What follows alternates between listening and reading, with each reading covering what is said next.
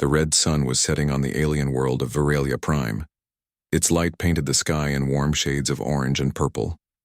Human engineer Corwin Hayes adjusted the strap of his utility pack as he walked across the narrow energy bridge.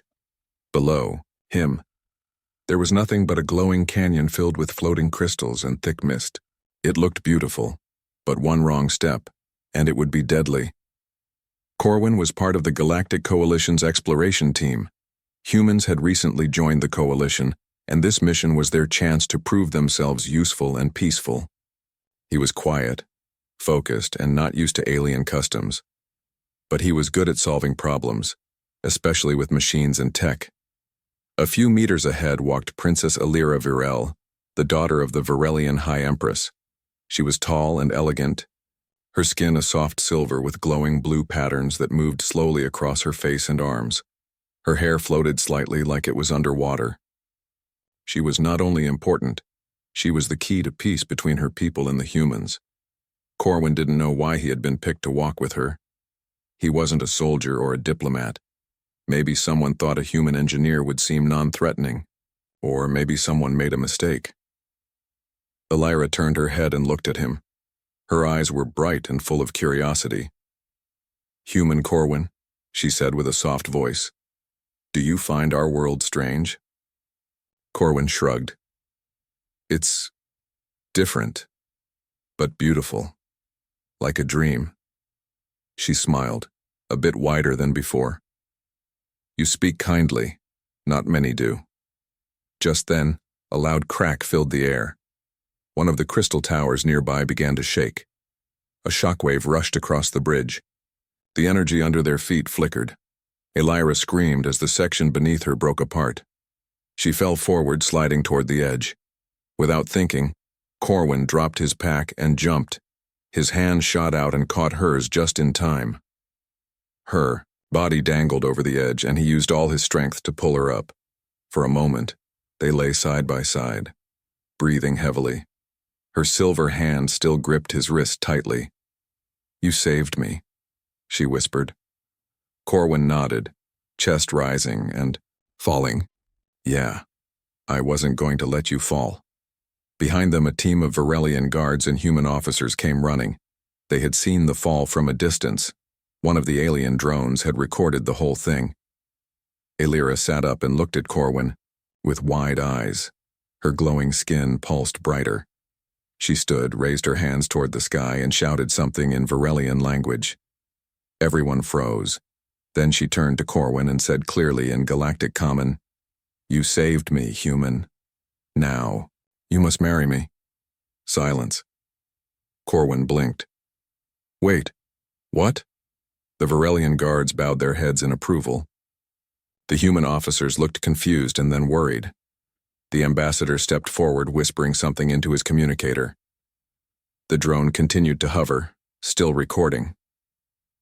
Corwin stood slowly. I don't think I understand." Illyra stepped closer, her face serious. "Among my people, saving someone's life, especially a royal, binds two souls together. It is our law, and I choose to honor it." "But I was just doing my job," Corwin said, his voice shaking. "I didn't mean," she touched his shoulder gently. "Intent does not change truth. You saved me, and now, I am yours." Corwin looked around. The human officers were in a quiet panic. The Virelian guards looked proud, and the drone, it was still recording. He had no idea what was going on. But he was sure of one thing. Things had just gotten a lot more complicated. The Galactic Coalition's ship floated silently above Veralia Prime, its sleek silver body reflecting the light of the twin moons.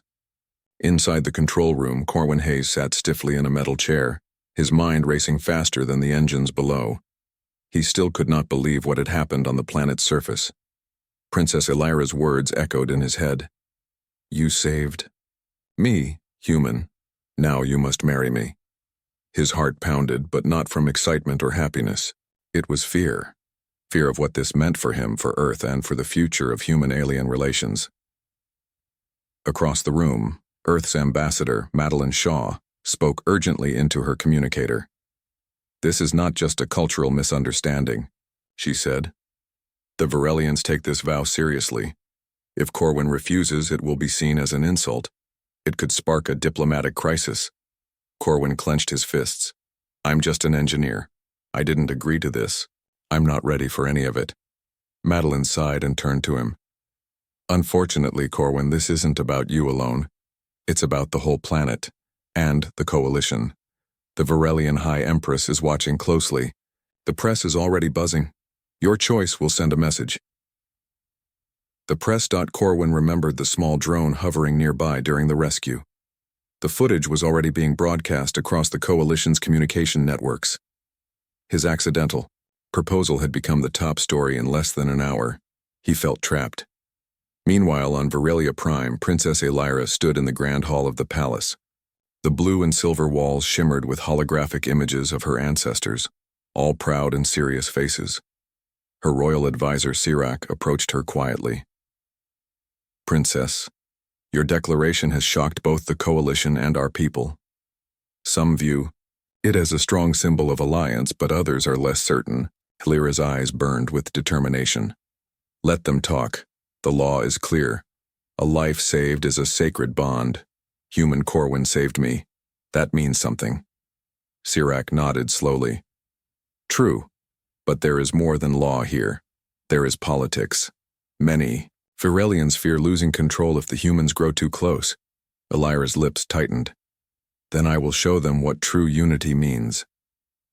Back on the ship, Corwin was called to a private meeting with the Coalition leaders. The chamber was cold and formal. A large round table sat in the center. Around it were representatives from many worlds, aliens with scales, feathers, and shining eyes. All stared at Corwin as he entered. The leader of the Coalition, a tall being named Corrin, spoke first. His voice was calm but firm. Human Corwin Hayes, your act of bravery has honored us all. But now, you face a choice. To refuse Princess Aelyra's vow risks breaking the fragile peace between Earth and Varelia. To accept it even ceremonially is to show respect and build trust. Corwin swallowed. But I don't know anything about Varelian marriage customs. I don't even know Aelyra well. How can I? Corrin raised a hand. You will be guided.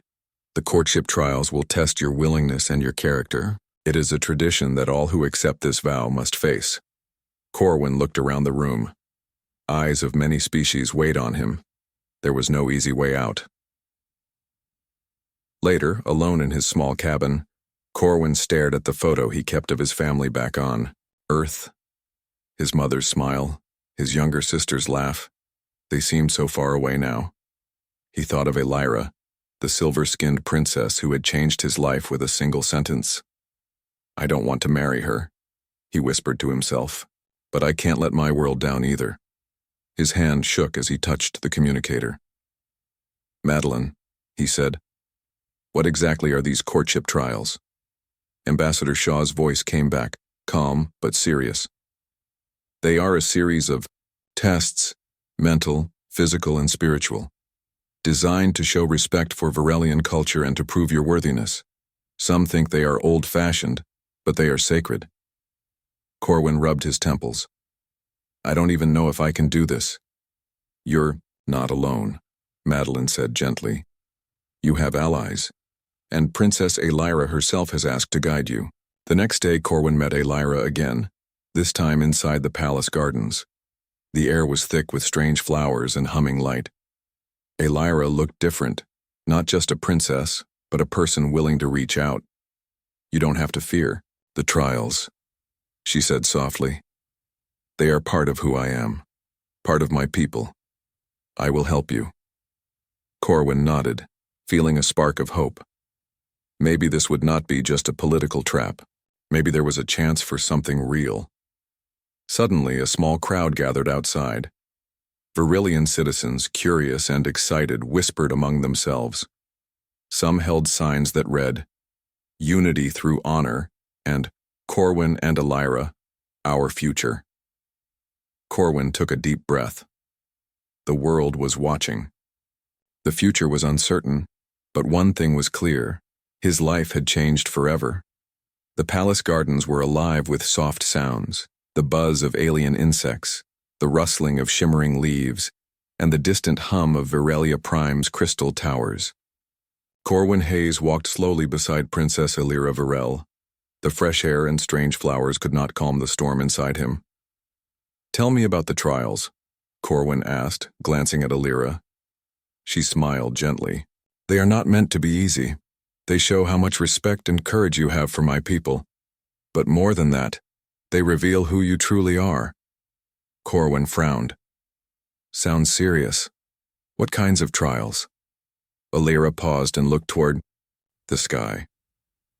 "There are three main parts: the trial of mind, the trial of strength, and the trial of spirit. Each one tests a different part of you." Corwin took a deep breath. "I don't know if I'm ready for any of that." Illyra reached out and touched his arm softly. "You have already faced danger, Corwin.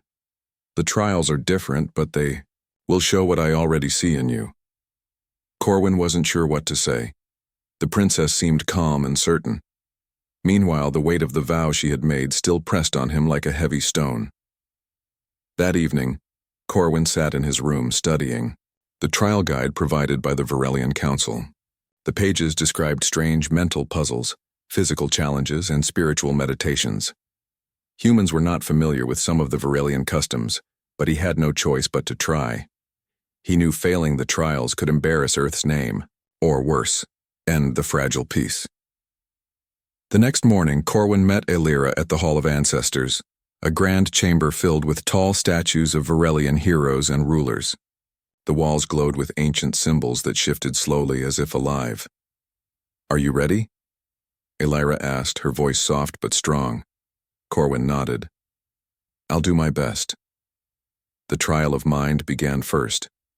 Corwin was led into a room where holographic images floated in the air. Illyra explained that the test was a puzzle. He needed to arrange shifting symbols to unlock a story from Varelia's history. At first, Corwin was confused. The symbols moved quickly, and the logic was unlike anything he had seen. But slowly, he used his engineering skills to recognize patterns. Piece by piece, the story formed. A tale of a great Varelian hero who bridged two worlds with courage and wisdom. When the final symbol clicked into place, the room filled with soft music. Illyra smiled. "You did well," she said. "Your mind is strong and quick." Corwin felt a small surge of pride. The first trial was behind him. Next came the trial of strength. Corwin was taken to a large open field outside the palace. The grass was a deep blue, and the air shimmered with energy. The test was not just about muscle, but about endurance and courage. He had to navigate an obstacle course that moved and changed shape. Walls rose and fell, pits appeared suddenly, and strange creatures watched silently from the shadows. At first, Corwin stumbled and fell more than once. But he learned to stay calm, to think ahead, and to trust his instincts. At one point, he almost gave up when a wall suddenly shifted, blocking his path. Illyra's voice echoed in his mind. "Remember, human, strength is not just power. It is will." With new determination, Corwin found a hidden path and finished the course. He was exhausted but smiling. "You are stronger than you think," Illyra said when he returned. Finally, the hardest was the trial of spirit. Corwin was led to a quiet chamber filled with soft light. Here, he had to enter a dreamscape, a shared mental space where thoughts and memories became real. The Varelians believed this trial showed the deepest truth of a person's heart. Corwin hesitated but stepped forward. Suddenly, the room disappeared, replaced by a vast starry sky. He saw scenes from his life, his family on Earth, moments of joy and fear, and then the moment he saved Illyra on the bridge. Suddenly a shadow appeared, a dark version of himself, full of doubt and fear. "You cannot do this," the shadow whispered. "You will fail, you are not worthy." Corwin's heart pounded, but he remembered Illyra's words. "I believe in you." He faced the shadow. I am more than my fear. I saved a life. I will honor that. The shadow faded, replaced by a warm light. When Corwin opened his eyes, Elira was waiting. You have passed, she said softly. Your spirit is brave. The trials were over, but something had changed between them. Corwin no longer saw Elira as just a princess or a duty. He saw a person, strong, wise, and hopeful. Elira looked at him with something deeper than respect. You have shown me the heart of a human. Corwin smiled shyly. And you have shown me the soul of your world. That night, as they walked under Virelia's twin moons, Corwin wondered what the future held. The trials were just the beginning, and the galaxy watched their story closely. But for the first time since the rescue, he felt a spark of hope. Not just for himself, but for the future of both their worlds. The Galactic Coalition ship floated, peacefully near Virelia Prime, bathed in the soft glow of the twin moons. Inside, Corwin Hayes was still thinking about the courtship trials he had just completed. For the first time, he felt a connection to Princess Elira, but he also knew many challenges lay ahead. Suddenly, alarms blared throughout the ship. Red lights flashed as the control room erupted into chaos. Unknown vessel approaching fast, shouted the communications officer. Corwin rushed to the main view screen. Outside, a dark, shadowy mass swirled in space, a strange living cloud, made of twisting shapes. The ship's sensors identified it immediately. Null spawn, the captain said grimly. They are a parasitic species. They consume energy and life force, and they are immune to Virelian psionics. Elira stepped forward, her glowing skin pulsing with alarm. Our defenses rely heavily on psionics. If the null spawn attack, we may lose the ship. Corwin's mind raced. He remembered how the null spawn had been defeated long ago on distant worlds, only through technology and quick thinking, not through psychic powers. We need to act fast, Corwin said. The null spawn feed on energy. Maybe we can trick them. The captain nodded. Do what you can, engineer. Corwin gathered a small team of engineers and technicians. They worked quickly, trying to create an energy shield that could confuse the null spawn sensors. Use the ship's power cores to generate a false energy signature, Corwin ordered. Make it seem like there's more energy than we really have. The engineers nodded and began adjusting the ship's systems. Meanwhile, the null spawn grew closer, their dark mass swirling like a storm ready to strike. On the bridge, Elira held Corwin's hand tightly. I trust you, Corwin, she said quietly. Corwin took a deep breath. Let's hope that's enough. The null spawn attacked suddenly. Their tendrils of darkness hit the ship's shields, causing sparks and energy surges. The ship shook violently. Corwin's false energy signal worked at first. The null spawn chased the decoy, slowing their assault. But soon, they realized the trick and changed tactics, striking harder and faster. Corwin's team struggled to keep the shields up. Systems began to fail. We need a plan B, Corwin shouted over the noise.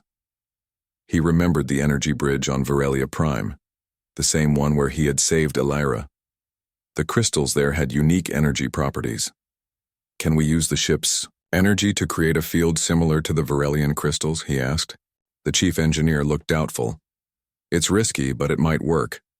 Corwin worked furiously, directing the power to the ship's external generators.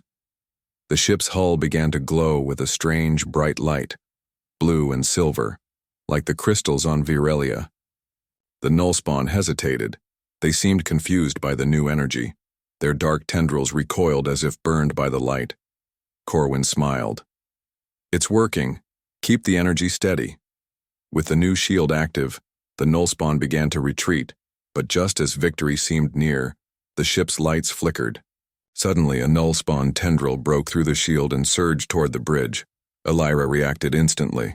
She focused her psionic energy and pushed the tendril back, protecting the crew. But the effort left her weak. Corwin rushed to her side. Are you okay? Elira nodded, breathless. I'm fine, thanks to you. As the null spawn finally withdrew, the crew cheered quietly. The ship was safe, for now. Corwin and Elira looked at each other, both tired but proud. "You saved me twice now," Elira said softly. Corwin smiled. "We saved each other." Later, in the quiet of the ship's observation deck, Elira turned to Corwin. "The trials showed me your strength," she said. "The battle showed me your courage." Corwin felt his heart beat faster. "But the galaxy is watching us," Elira continued. "Some will want to tear us apart. We must be strong, together." Corwin nodded. "I'm ready to face whatever comes next." They stood together, watching the stars beyond the windows, a human and an alien, bound by more than duty now. The peace after the null spawn attack was fragile but real.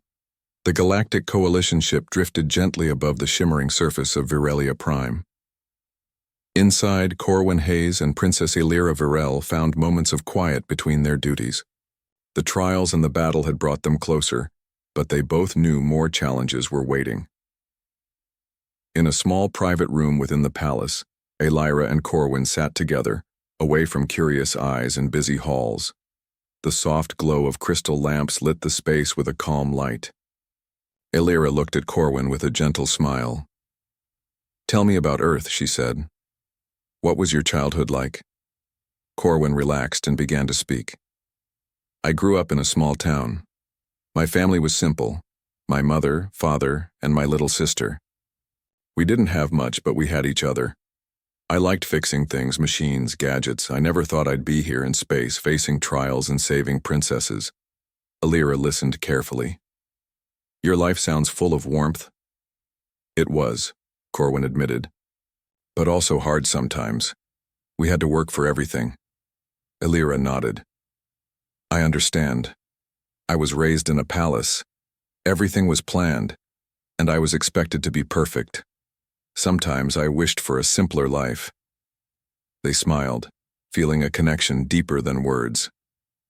But peace was fragile. Outside the palace walls, tension grew. Some Virelian nobles whispered that a human marrying their princess could weaken their traditions. They saw Corwin as an outsider, a threat. On the coalition ship, political leaders argued. Some saw the marriage as a symbol of unity.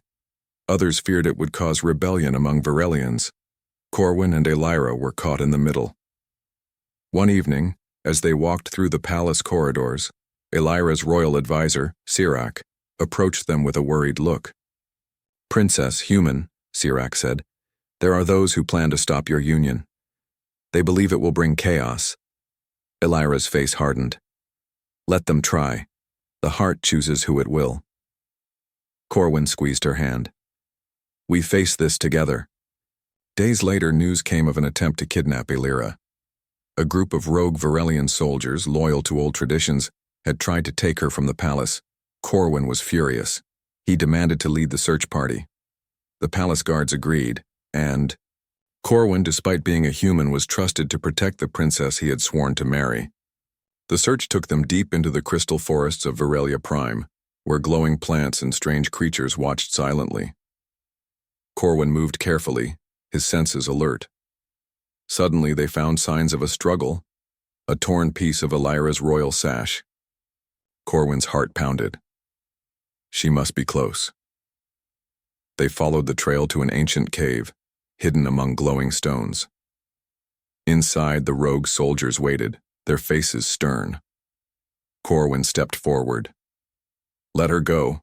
This ends now." The leader sneered. "She belongs to Virelia alone. Humans have no place here." Corwin squared his shoulders. "She is with me now, and I will not leave without her." A fierce fight began. Corwin fought with the skill and determination he had learned during the trials and the null spawn attack. His team backed him up, using teamwork to outmaneuver the rogues. After a tense battle, the rogue soldiers were defeated and captured. Corwin and his team found Elira safe, but shaken. She looked at Corwin with gratitude. "You risked everything for me." Corwin smiled.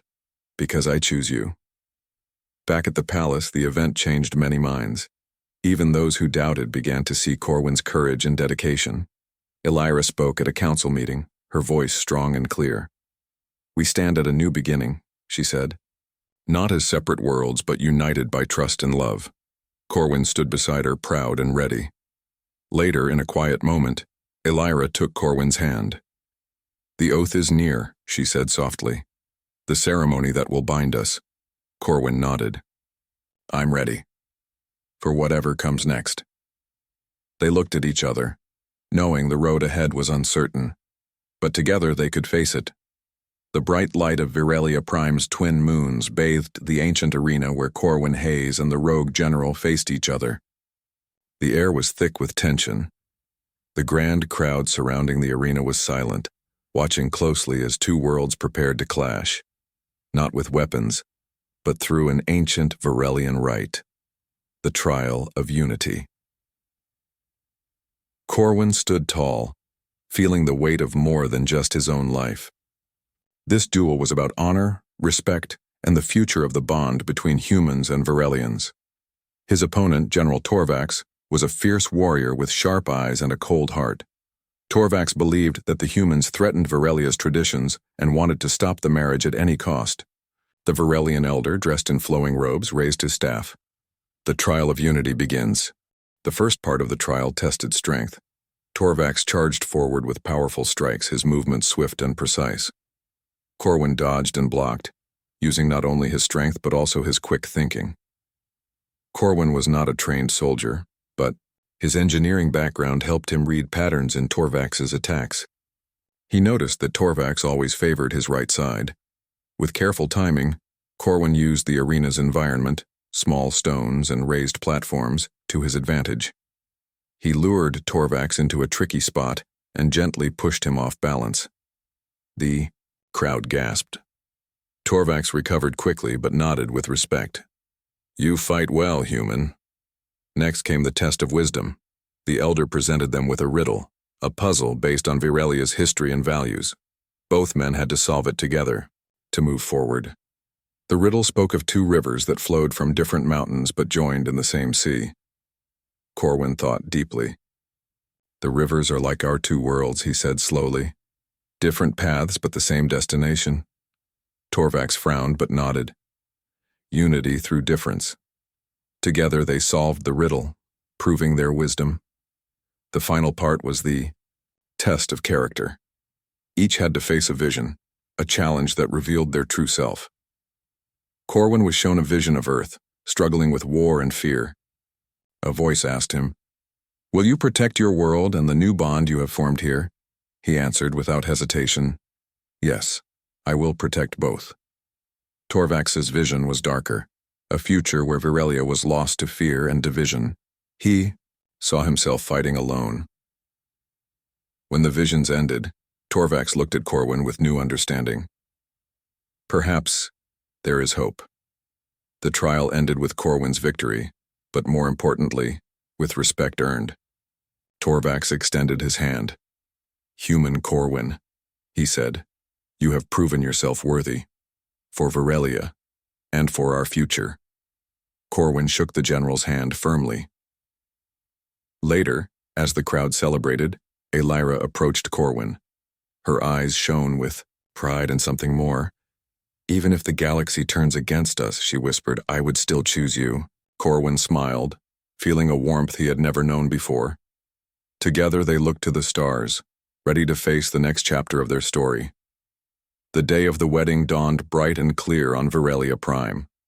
The twin suns rose slowly, casting golden light over the palace and the city beyond. The entire world seemed to hold its breath in quiet anticipation. This was not just a marriage, it was a symbol of hope, a new beginning for two very different worlds. Inside the grand hall, Corwin Hayes stood tall in the ceremonial robes of the Virelian tradition. The robes were unlike anything he had seen. Soft, silver fabric that shimmered with blue light, woven with patterns that seemed to move like water. He felt nervous but proud. Princess Elira Virel entered the hall, glowing softly in her own gown, decorated with crystals that reflected the colors of the twin suns. Her eyes met Corwin's, and for a moment, the room disappeared. It was just the two of them, two souls brought together by fate, courage, and choice.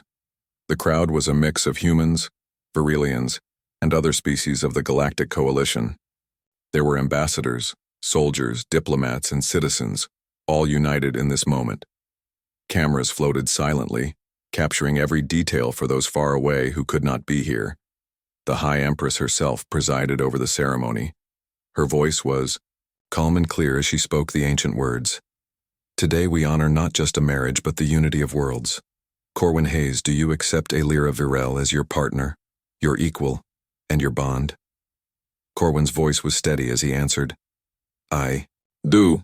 And you, Princess Aelira Virel, do you accept Corwin Hayes, a human of Earth, as your partner, your equal, and your bond?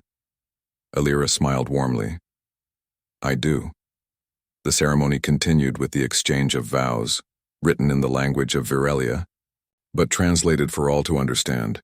Corwin promised to protect and respect Aelira and her people. Aelira promised to honor and support Corwin and his world. When their hands were joined, a soft light spread from their joined fingers, glowing brighter until it filled the hall. The guests gasped in wonder as the light rose to the ceiling, creating a shimmering dome of stars above them. It was said that such light appeared only when two souls truly united. After the ceremony, there was a celebration unlike any other. Music from many worlds filled the air, and laughter echoed through the palace gardens. Corwin and Aelira moved through the crowd, sharing smiles and kind words. Ambassador Madeline Shaw came to Corwin, nodding approvingly. You did well. This will change how humans are seen forever. Corwin smiled. It's not just about us. It's about all of us working together. Aelira joined them, her eyes bright. Our future is written in the stars. Together. As the party continued, Corwin and Aelira found a quiet spot on a balcony overlooking the city. The twin moons shone softly above, and the stars seemed closer than ever. Aelira leaned against Corwin's shoulder. Do you remember the day on the energy bridge, when you saved me? Corwin chuckled softly. How could I forget? That moment changed everything. She smiled. You saved me then, and now, you have saved us all. Corwin took her hand gently. And you saved me too, Aelira. Not just on that bridge, but every day since. They watched the stars in silence, feeling the weight and beauty of the moment. In the days that followed, news of their union spread throughout the coalition. Many celebrated, seeing it as a sign of hope and peace. Others were cautious but hopeful. Corwin and Aelira worked tirelessly, meeting leaders, visiting cities, and sharing their story. They showed that humans and Virelians could learn from each other, respect each other, and build a better future. The challenges were many, but their bond was stronger. Years later, the story of Corwin and Aelira became legend, a tale told to children across worlds. A story of courage, honor, and love that crossed stars and cultures. It was said that their marriage was not just a union of two people, but the beginning of a new era, where differences were celebrated and unity was the greatest strength. Corwin and Aelira stood once again beneath the twin moons, hand in hand. They knew that their journey was just beginning. Together they would face whatever the galaxy had in store. Because love, true love, was the most powerful force of all.